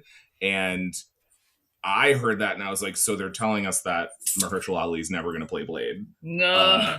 And then now we have since been told that it is indefinitely we have shelved. confirmed it. Yes. So that kind of makes me mad. But yeah. Yeah, so wrapping it up, none of these things actually matter. The most annoying part of the movie is that some of these things that could have been interesting just didn't pan out. Katie, I know you took notes. Did you have any other specific notes? What did I... Kingo is definitely bisexual is one of mine. He's a little bit in love with Icarus too. Everyone's in love with Icarus. Absolutely. I did write, unfortunately, Icarus is exactly my fictional type. Timu Scottish Sebastian Stan. Like, that's literally what I wrote. I was like, oh no, unfortunately, I am also attracted to him, but he's evil. So, well, he's not evil. Yes. Whatever. I did write, leave Faistus alone. This poor man just wants to tinker with his things. Be with his babies. Yeah. Like, what are we doing here? I Okay, also, this is so an actual thing. I did write, it's interesting that they're all above humanity, right? Like all mhm, the Eternals are above humanity. They're like not humans, but they partake in very human rituals. Like, mhm, like Cersei and Icarus get married. They get ew, married in a human marriage ceremony. Like I mhm, was like, okay, you're not human, but you're certainly acting like humans. And then they do funeral rites. Like when right. Gilgamesh dies, spoiler alert, like when he dies, they like cremate him and like scatter Mhm. his ashes in a beautiful place, and like it's a very human thing. So it's just very interesting to me. Like I think that was like maybe a theme that they wanted to explore more, and they just didn't have the time. That Did they've not been have the time. humanized essentially, like Yes, that they are no right. longer that they are a part of us. Um, One of the things that I did take note of again as something that I just appreciate as a storytelling device. Having the boyfriend find out about the Eternals is like a really interesting way of explaining it. Like it is kind of something that we have seen done in other, pieces of media where it's like, oh, well, we're introducing all this stuff, but this person is totally new to it all, so we have to explain it to them, but they're really explaining it to the audience. Right. um Right. I did like that. um Athena's craziness, the mad weary, uh interesting. But the way that Gilgamesh calms her down with his hand, like touch my hand or whatever. Shauna likes to often make the reference to Black Widow and Hulk with the hey there big guy, the sun's getting real low. It's the inverse of that. Like Yeah, it's the yeah, inverse of it hey there is big that. guy, the sun's getting real low. Yeah.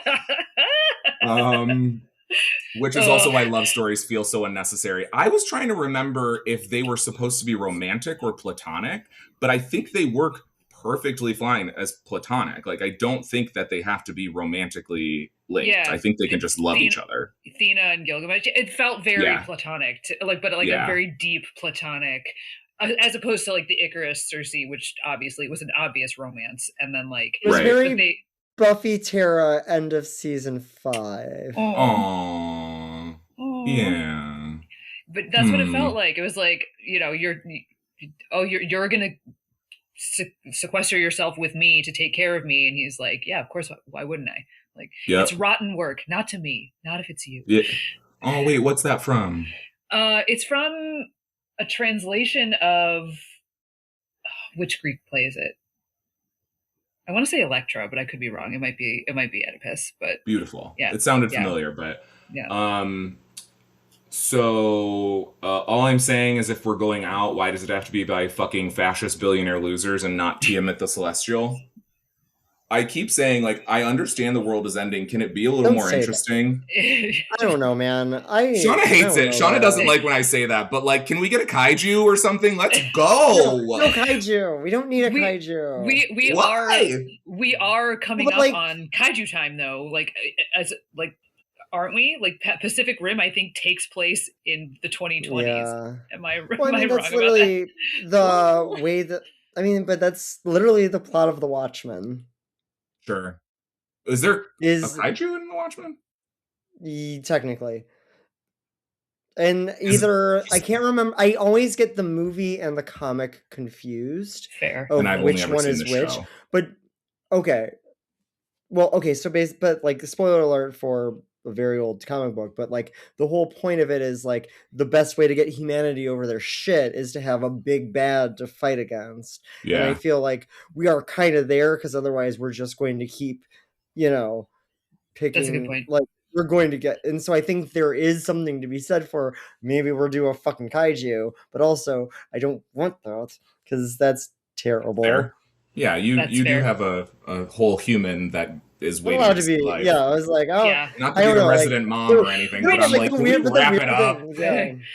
But like, so I wrote that down too about that was actually one of the moments that I with like the human rituals, like the human funerals and human weddings, and Phaestus has a baby. He has a child, It's a baby. Yeah. which is like, which is like deeply human and a deeply like. I always say that I say this about real people who have children who are not fictional. I'm like, what a crazy, wild act of hope. to have a child in this timeline that we are living right now, in this moment in history. What a deeply insane act of hope. And I mean that sometimes in a very positive way, and sometimes I'm like, oh my god, like Jesus, what a. And so like for Faces to be like, no, I'm raising a child in this environment, and you know, metaphorically in this timeline, like what a deep act of hope, you know, to be like, no, I'm going to, like, we're gonna make this world better if I have to fucking drag it out of the sea myself, right? Like I like that moment. But again, these moments I had to like dig them out. I had to dig them out of this movie. Like it was a lot. There was a lot that I had to sort of sift through.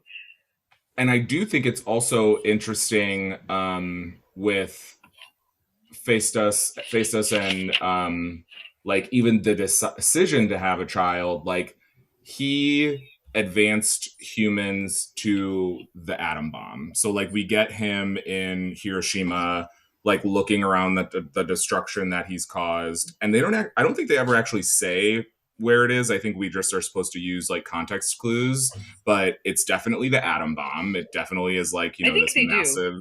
Oh, do they? I think they do. Yeah. I think they. Okay. Yeah. They but definitely. Like, I think they put the year at least. So okay, got it. Kind of. Yeah. You know, so he knows what humans are capable of, and he still has a child, and he has seen all the things that humans are capable of, which I do think is really interesting. And one of the other things that I notice, Faces his hand gestures while he's using his powers. The first time we see him do it, it kind of looks like he's ticking, like he's doing the robot. And then another time it kind of looks like he's finger blasting someone. And then, okay, there's a couple of other just absolutely ridiculous notes. So when Cersei transforms the deviant into a tree, Katie, you did or did not watch Charmed? I did watch Charmed. I love Charmed. It reminds me of a very specific spell written by Paige. Nothing is immune, everything transmute. Take this demon and give it roots. And as soon as they turned that into a tree, I was like, Paige, where are you at?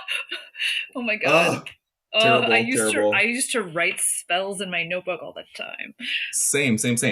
And then I like when Makari and Druig, it's kind of like implied that they're maybe having a thing, and Kingo says, "Is this new? Because I hate it." Feels relatable. Yeah. I loved that moment because like, but like then I was like, but tell me more about what's happening here. Like I want to see this like forehead touchy, like let's go explore this a little bit. Oh wait, the world still needs saving. Oh god damn it. Like come on. Yeah. Like yeah. A specific nerd thing for Marvel Rivals, Shauna, when they are making the thing for the Unimind, and he makes them all bracelets. And I'm pretty sure Kingo's line is like, bracelets? You made us bracelets? And it's basically a Doctor Strange team up with the Bengals. It is. And then stopping Tiamat is great, but like, that is like cataclysmic environmental damage. What do you mean this thing came from inside the earth and broke through? And we're just like, everything's fine now. I'm laughing. I'm like laughing because I had that exact thought. I was like, oh, the volcano's erupting, and then she turns it. For some reason, like I thought she turned it into ice at first, and then I like realized, oh, it's stone. But I was like, but like that's a volcano, so like environmentally, how is this like affecting like the very immediate environment? And then I was like, oh, this is like the whole thing is like an allegory for climate change also, because they were like, well, you know, it heats up, like we have to get like all these people on the earth, so it reaches a certain temperature and population, so the celestial can burst forth, you know. And I was oh, this is a climate change allegory. Okay, there's not enough that we've crammed into this movie. We have to add yet another thing. Like giant, like there's no tidal waves. There's no like. What about the sea floor? Just like a hand and like the top of someone's head, which like we do get a little more information about in the second Black Panther movie, but that's neither here nor there. Dane's outfit at the end definitely reads like the Black Knight outfit. And then my final note is it's wild that they introduced 3 new characters at the end. So they introduced Eros, Black Knight, and Blade, 2 of which are maybe supposed to be relevant, and one of them is Harry Styles after introducing a whole other 10 set of characters. Like, god damn. And Patton Oswalt. And Patton Oswalt. Like, what the fuck, guys? Which, like, the CGI, I get it. Yeah, I understand. that was bad. That was really bad. It was bad. And I'm like, I'm a little like soured on all the CGI. I'm like, give me some practical effects. I want some practical effects. Agatha all along is a lot of practical effects. Okay. All right. So I think the only other note is Thena's speech to Cersei telling her to get up because she's like the new leader was really, really good. So let's jump to a couple of questions. What power set would you have? Which of the Eternals power sets would you have? I think I'm going with Ingo's. Oh, I'm gonna go with the healing, the regeneration. Yeah. I feel like that's useful. Totally. That was also the one that really spoke, like that, or like being able to create things, but like probably just healing. Like at the end of the day, like when is that? That's always going to be relevant. Yeah. And like I'm not doing shit. Like I don't need. What do I need to shoot him out here? Like if I'm gonna be out here finger, just move along. Okay, got it. Optic blasting. I was gonna say finger blasting, but finger blasting I got and it. Optic blasting. At the same time, one leading to the other. Yeah, if I'm just eye fucking people. Like, if you do it right, So shout out to my friend Mandy who asked me this question to present on the podcast. If you had to make a superhero team, like if you had to make a direct translation from a superhero team from a sitcom cast, what sitcom would you choose and what heroes would you turn them into? So for example, if Family Matters were the Avengers, I said Laura would be the Wasp, Eddie would be Wonder Man, and Urkel would be Ant-Man. I have to tell you, I thought about this question all day and I have struggled with it. So I would love to know anybody else's take on this. So I was like, I've forgotten every TV show I ever watched. Like that's ever. Ever. Like, what is my favorite sitcom? Yeah, that's also a hard question. Prince of Bel-Air, Fantastic Four. Oh, okay, great. Who's who? Yes, excellent. I think Will Smith is Johnny Storm. Totally, the fire hothead, and then you're going to have Uncle Phil is then going to be the Thing, and so then from there, I'm pretty sure you have, Aunt Viv or Hillary or Ashley. I was gonna say Ashley feels like she'd probably then maybe like do you make maybe Invisible Woman, well, does it have to be one-to-one relationships? I don't know if it does. It doesn't have to be. I'm just like thinking wait, I'm gonna carry it out. So Johnny is Will Smith, Uncle Phil is the Thing, Aunt Viv, original Aunt Viv is Invisible Woman. Oh wait, no, he would have to be Reed. Well, Nikki's Franklin. I was going to say Carlton's Franklin and Ashley is Valeria. Jeffrey is the little robot, and so Viv is Invisible Woman. Uncle Phil is Reed Richards. Johnny is Will, and then the Thing is like, the Thing can be who's the neighbor? Jazzy Jeff. Yeah, Jazz is Jazz is the Thing. Then that did throw me down. Sister, and we could perhaps make Sister the Scooby Gang with Tia being Buffy and Tamara being Faith, and Roger is obviously Xander. Their dad Ray is Giles, and Lisa can be Cordelia. Oh, Mm, that actually, yes, mm, that maps. That actually actually, totally maps. Yeah, yeah, I Yeah. agree. I like it. Here for Oh, it. sister. Yeah, that when I you never started knew how saying much Fresh I'd Prince, I miss was like, her. ooh, sisters. Yeah. I never knew. And then probably Taj would have to be Dawn. Oh, yeah. Because never forget that Shouldn't- Taj Mowry is in that and show. Ryan is going to appreciate the Taj Mowry shout out as a Yes. fan of like smart guy. I Wait, love who smart is guy. Ryan? Is that what you said? Stacks. Yeah, he Yeah, does love is him it- some smart guy. He does love smart guy.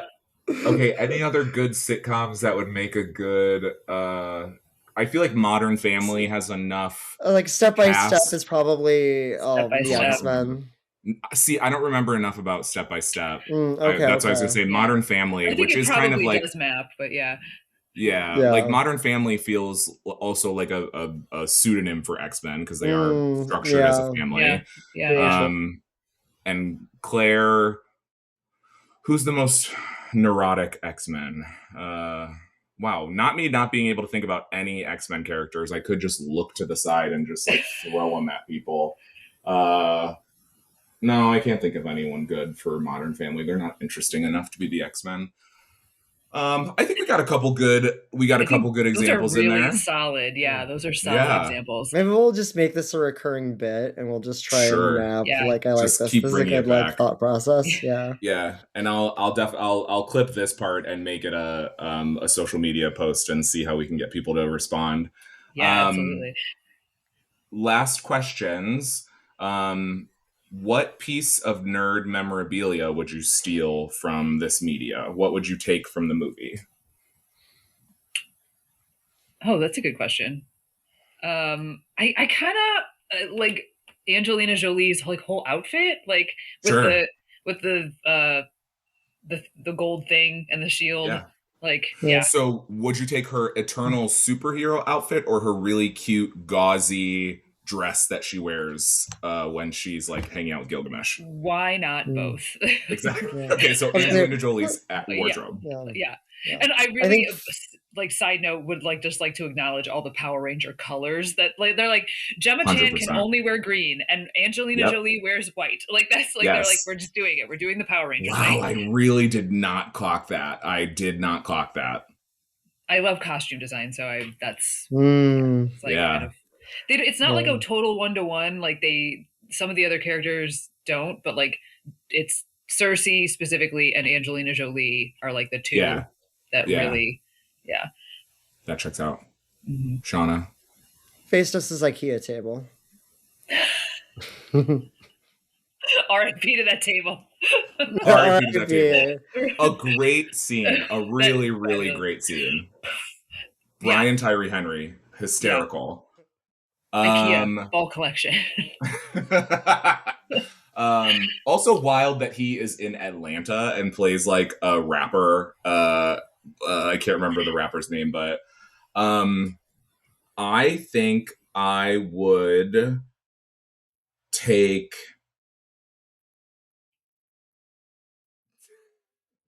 the mug full of Kingo's spit after he drinks the beer from Gilgamesh's spit. Oh, the spit beer. Yeah, the The double spit spit beer, beer. that is the double spit beer, specifically Kingo's double spit beer. Like anything from Kingo, like whatever underwear Kingo is wearing because he's so fine. I mean, So is he your hottest? So now our final question. Yes, Who is the yes. hottest character in this form of media? I'm going to initially say Kingo, but Angelina Jolie is just breathtaking. She's breathtaking. Yeah. I want to fuck Kingo. Like if we're talking about like who am Kingo's I the funny, most sexually like- attracted to, Yeah. it's Kingo. Yeah. I've already Yeah. explained, unfortunately, Richard Madden as Icarus. And I say unfortunately, like emotionally tortured white men with jawlines and dark Yep. hair. I was like, God damn Who are it, villains? who are villains? I was like, come on, this is rude. It's rude. And like also has Yeah. like a tragic love story going on. I was like, this is really not cool. Like really not Yeah. cool. Because everybody else is very, very beautiful. I'm going to Yes.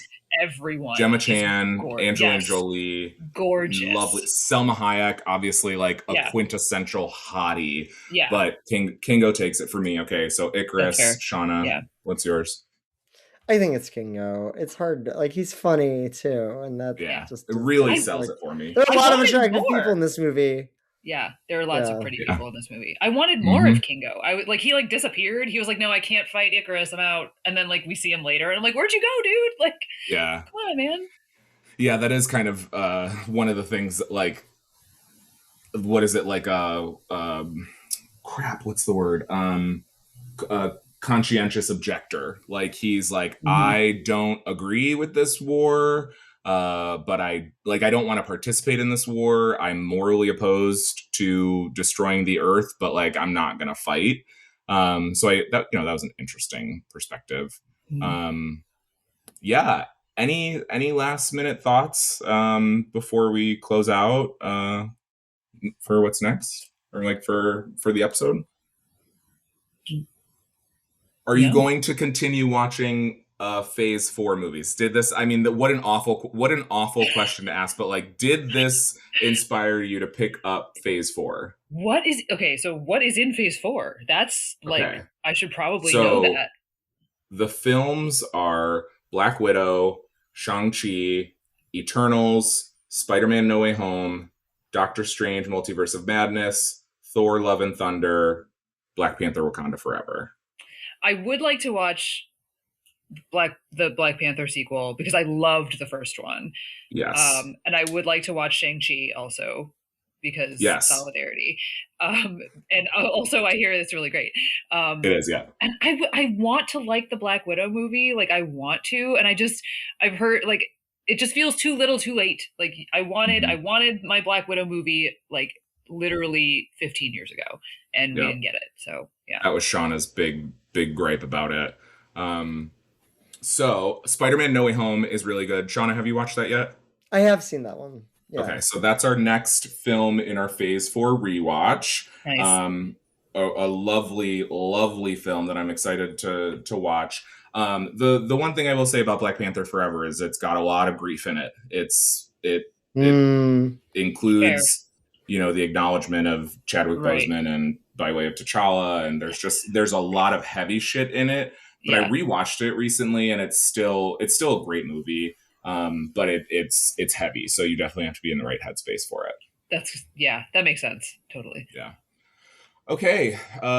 Check us out on Instagram at Real Hot Nerd Pod. You can follow your hosts at Helen Pastels or at Intuitive Blurred on IG and Blue Sky. I use Threads. I don't really use Blue Sky. So you can follow me on Threads. Katie, anything you want to promote? Any shameless plugs? No, I have no shameless plugs. I'm not doing a show right now, so I'm just kind of chilling. Yeah, being usually a regular like, one-job adult. Yeah, having one job that is like in front of a computer instead of on stage. Yeah. Yeah. Well, thank you so much for joining us. It was a blast. I loved it. Hope to have you on for another one that's maybe better and maybe more consequential. Yeah. But yeah, this is all leading up to Doomsday, which will launch in, well, technically Phase 5 is like in there too, but Phase 5 is like almost even worse. Like the fucking Captain. Oh wait, no. We're finishing Phase 5 with what's it called? Wait, okay, sorry. So Phase 5 ended with Thunderbolts, and Thunderbolts, which I heard was a delightful movie. It's really good. Yeah. Really good. Okay, that's it. Thank you so much for checking us out, and we'll see you next time. Bye, gang. Bye.